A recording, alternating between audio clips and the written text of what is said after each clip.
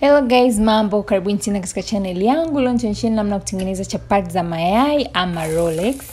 Nitaanza hapa kwa kukaanga nyama, na sio lazima kukaanga nyama, lakini nimependelea sana hii recipe ambayo niliona nadhani kutoka kwa Swahili Foods, Swahili Kitchen, Vanessa kama unamjua.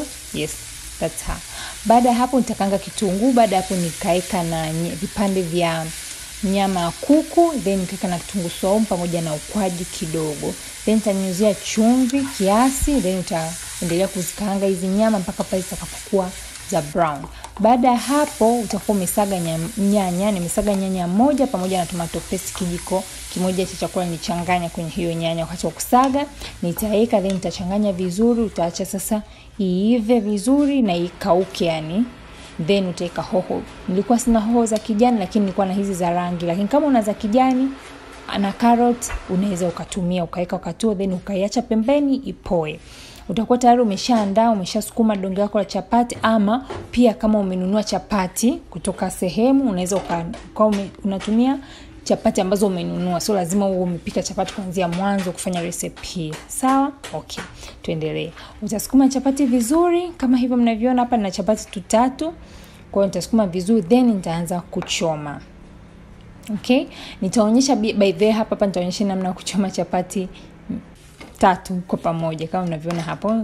Kisha hivyo nikageuza na chapati nyingine ya pili.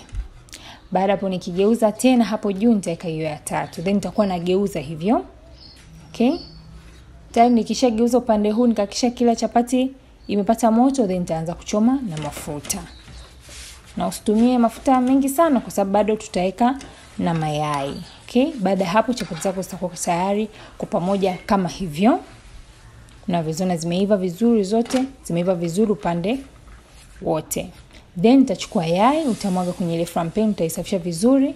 Then utachukua yai utamwagia hapo. Hii ni yai tu, nimeweka na chumvi kidogo. Baada hapo utaweka chapati kwa juu kama hivyo. Okay?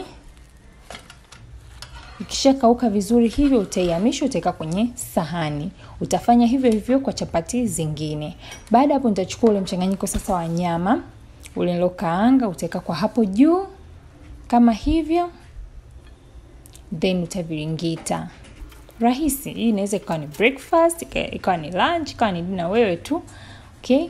Nitakata hapo katikati muweze kuona kwa ndani. Inakuwa kama hivyo. Na pia sio lazima uweke nyama. Unaweza ukaviringita tu baada ya kuweka yai, ikawa kama hivyo na ikawa tamu na ikapendeza. Okay? Kama hivyo.